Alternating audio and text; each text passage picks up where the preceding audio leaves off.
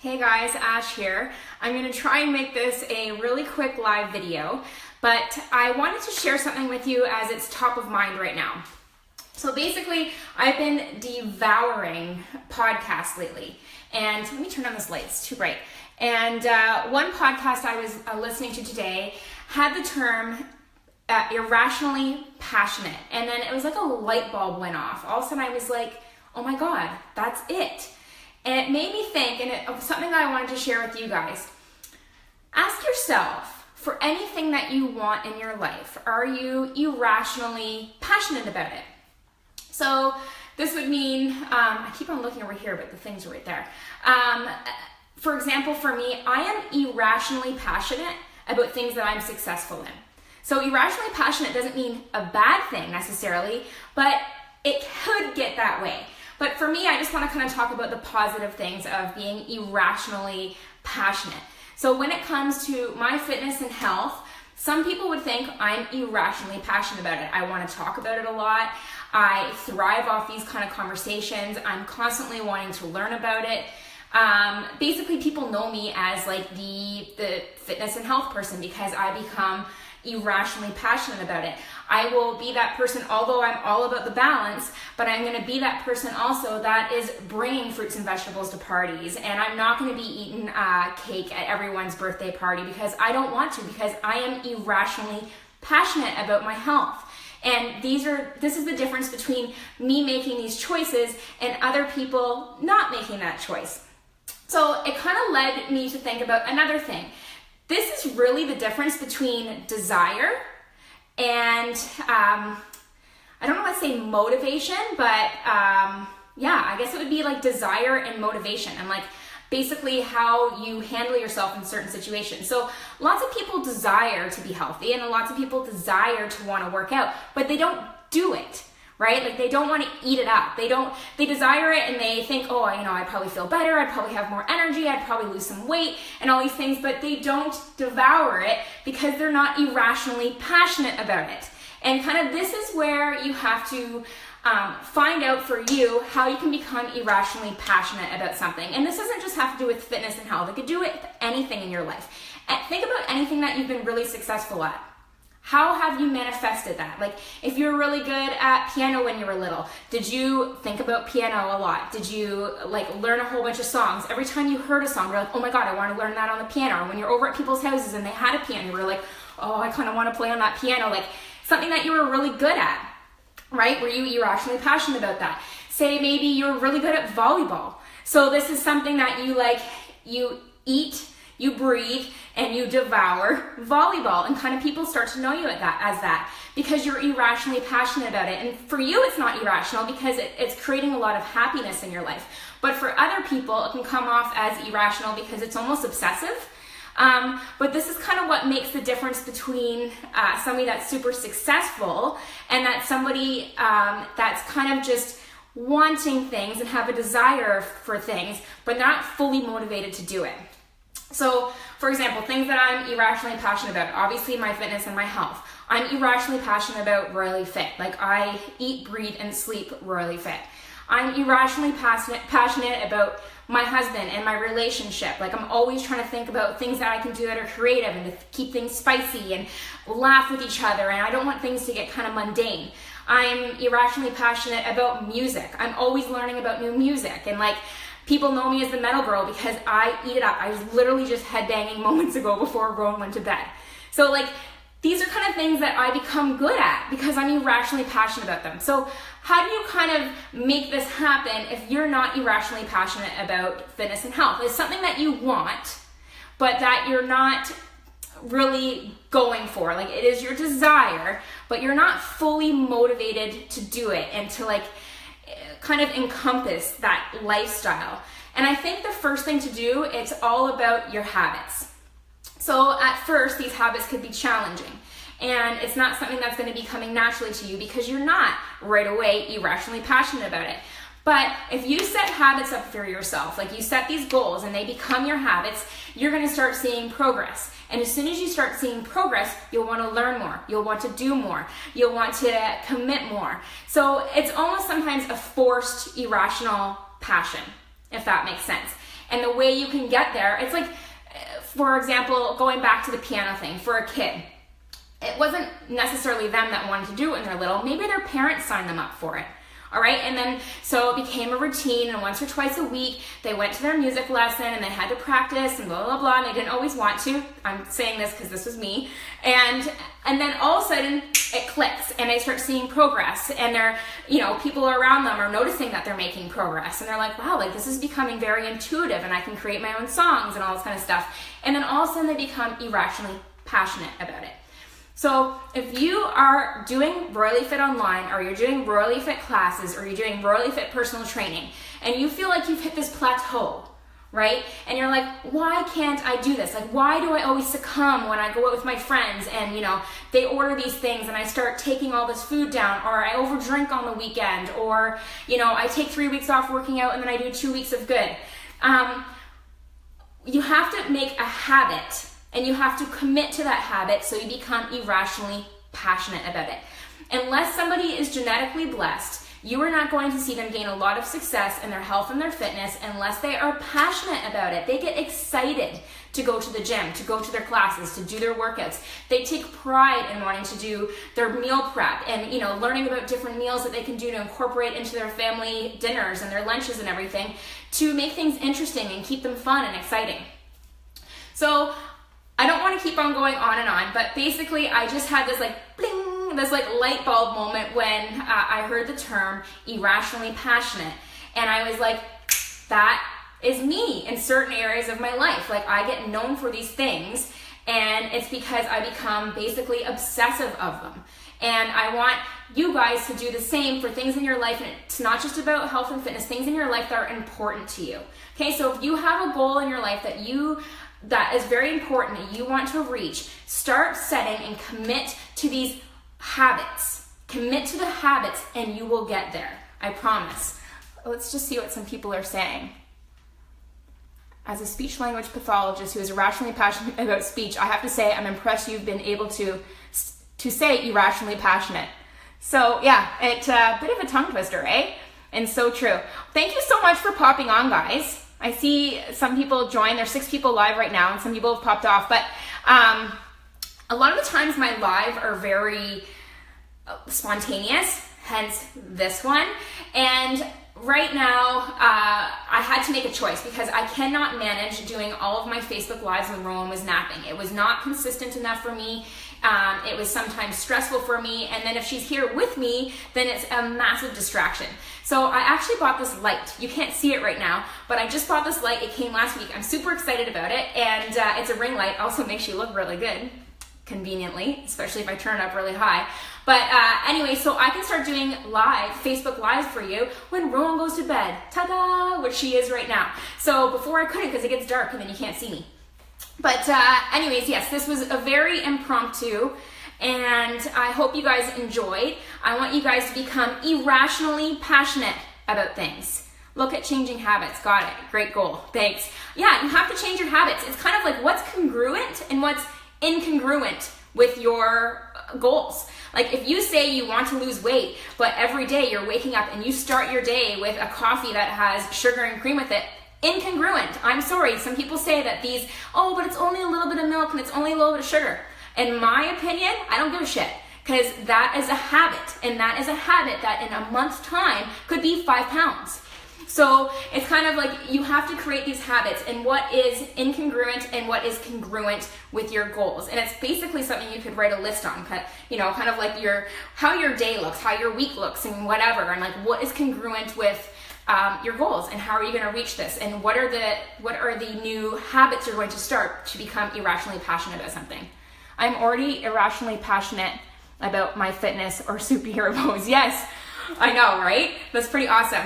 It's like, and that's awesome, and we need to stay irrationally passionate about things because this is what gives us pleasure in life. But what are some of the things that you guys want to be irrationally passionate about and you want to see success in that you haven't? And maybe it's continuing on with fitness and health and reaching different goals and all these kind of things. But yeah, so basically that was my speech. I don't really have much more to say. Shit, do you have a camera in my house? Yes. Sabrina, See, these are the habits I'm talking about. What's congruent and what's incongruent with your goals and your habits. So everything that you do on a daily basis, your habits are going to be the cornerstone to your success. And you need to become irrationally passionate about stuff. And coming from somebody, Sabrina, that used to drink disgusting coffee with the international cream, and I apologize if I'm offending anybody by saying that, but I used to have like international cream and sugar in my coffee, went to double, went to singles, and then went to milk and sugar, and then just milk, and then now I'm down to black. I'll never go back.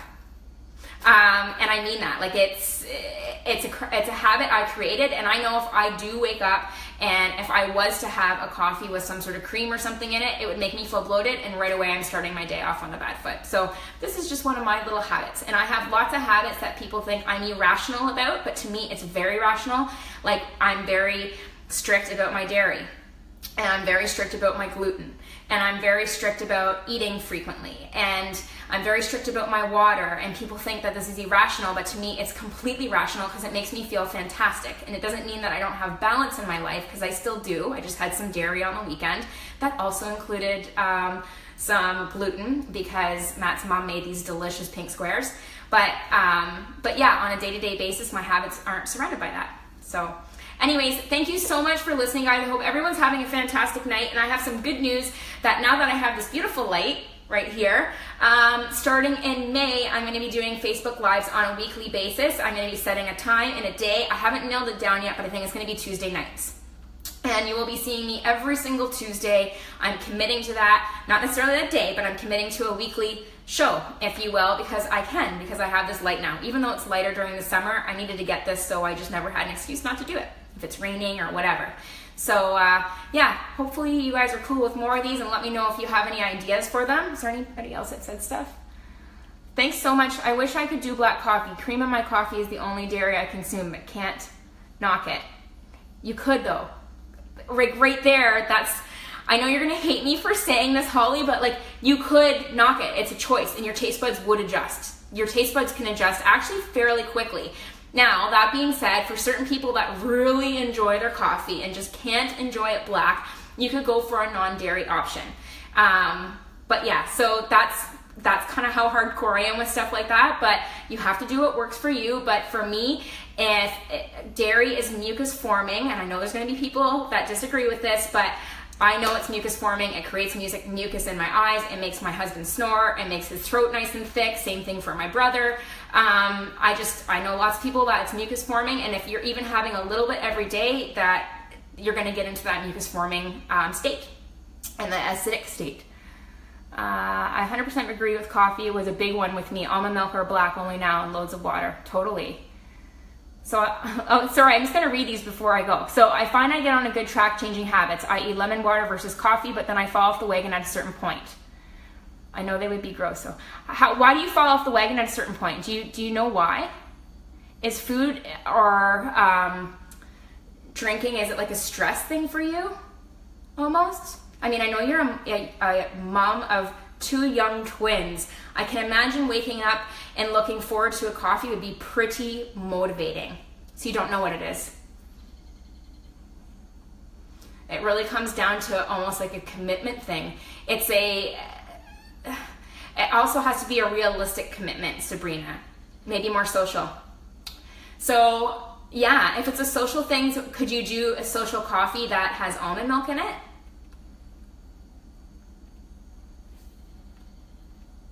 Only took me 3 days to get used to black coffee. You can do it, Holly Ann. Yeah, your taste buds adjust super quick. I was actually even just saying on the weekend for these pink squares, I call them, that Matt's mom made. She brought them to the house, and I love them. But on a weekend, I had 2 of them, and it's like my body's not used to having that much sugar that I was kind of like, ugh. Like it's funny how quickly your taste buds could adapt. But if you were to ask me like 7-10 years ago, I probably could have taken down like 17 of them. Maybe more social. I still haven't heard from Sabrina on whether it's, hey Jen, hey Katie, on whether it's if you could have almond milk. But anyways, we do make habits and we do break them sometimes. And this is what I'm saying is about the balance, but it's like, what is your daily habit? So if you're only having coffee, Sabrina, when you're doing a social thing, I wouldn't really worry about it if it's every once in a while. It's kind of more, what are your daily habits? But yeah, if you find that you're going every day and you're having lemon water, I'm gonna give it a go. Yeah! If you find that you're going every day and you're having lemon water and then all of a sudden you're like, I want a coffee, then maybe it's not realistic for you to have no coffee. Maybe it's something you look forward to. If somebody was to tell me not to have black tea, I'd probably cry for weeks. Like it's something I will not give up. And I know that because I look forward to it every single morning and afternoon during Rowan's afternoon nap. So, but for me, I have it black. So maybe it's just kind of like, if it's not something you want to give up in totality, maybe it's something that you could modify so it's a bit of a healthier version to be congruent with your goals. So, hey Leslie, hello there. But anyways, guys, I'm actually going to Yogi Fit tonight. So I have to get going soon. Joanna Parker. I'll answer a couple more questions if you guys have them. I love my coffee. Having with almond milk is the game changer. Now, Joanna, I have to ask, because you're saying this, and I know that you just changed recently. Don't you notice when you wake up in the morning and you have your coffee with a almond milk or whatever dairy-free option that you're less bloated? Do you notice that? Because it is a game changer, and I swear when I get my personal training clients off of having dairy in their coffee, and that's all they have really for dairy on a regular basis, 5 pounds in a month. Boom, off. Thanks. Yes. Yay, I just saw your answer. That's good. I'm so happy. It's funny, you know, like I think the healthier you get, the more in tune with your body you get. And I know if I have something like when I had the pink square on the weekend, I feel swelling in my legs. But like, it's like my body is becoming inflamed, and it's worth it sometimes because we are about the balance. But at the same time, it's kind of like, shit, man, like my body is really reactive to things. I can't believe just the cream in your coffee can have that huge an effect. Yes. And that being said, I challenge you to try it, Holly. Just try it. Do it for 30 days. And if it doesn't work, go back to it. But I guarantee you it will work. You will notice a difference in 30 days by eliminating that in your coffee. 100%. I would rather you do that and then just enjoy it once in a while than have that a daily habit. What did Katie say? I've been black coffee for a long time. Recently switched to black tea with a little honey. Oh, I know, it's so good. I ran out of almond milk and used my leftover coffee mate. It was gross. So I agree with your taste buds. They change really quickly. It is mind-blowing. It's more of a mental thing at the beginning. You just have to like mentally prepare that it's going to be extremely bitter and it's going to be a bit of a change. And then all of a sudden you're like, I start really enjoying this. And something that people look for at the cream is actually more of like that fat. And doing the bulletproof coffee is a great modification for that, or healthy alternative, not modification, thinking exercise apparently. So, you know, having I like it with coconut oil, but some people have MTC oil, which is supposed to be really good for your brain. So it's supposed to be like brain octane. And then they have grass-fed butter. So which almond milk do people use? I know Joanna just got it's like an almond milk creamer. So it's specifically supposed to be for coffee. It's like in a little small carton. It's a creamer, and you can get one that's sweetened and you can get one that's not. Totally mental. I switched to almond milk lattes and totally noticed a difference. Absolutely. You mean a difference in like your water retention, your bloating and all that kind of, Leslie? Or a difference in your taste buds? Or maybe both? Oh, wow. Interesting. Maybe it's just too bitter for you, Holly. So if you find that that was easier, I clearly did not do well with vegetarianism. I was going bonkers. It was such an immediate change when I started eating milk again. It's really funny how different our bodies can be. But maybe it's too bitter and too acidic for your body. So maybe you would want to add a little bit of almond milk or something like that in it to make it not so acidic and strong. Yes, less bloating. Awesome. And Joanne uses Blue Diamond. So just like straight up Blue Diamond almond milk? Probably, right? I don't know if they have a creamer. But anyways, now we're all about coffee. It's funny, we could talk about this for hours. I tried almond milk in January for my coffee, but it was so sweet. Oh, funny. But they have unsweetened almond milk, and you still found that too sweet? Huh. Maybe black is good for you. Hey, Angelica. So nice to see you. I love how so many people are on here. I definitely need to do these more at night. Bad sweet. Oh, so maybe you got the sweetened one, like the vanilla sweetened one. But anyways, it's worth a try. Maybe you got to find out what works for you. Some people use coconut milk. Some people use, hey Lisa, I might be seeing you soon. I'm going to be going to Yogi Fit for 8 p.m. So I have to really watch the time here. Hey. But yeah, so maybe you could try different things and maybe it wouldn't be so sweet for you, Sabrina.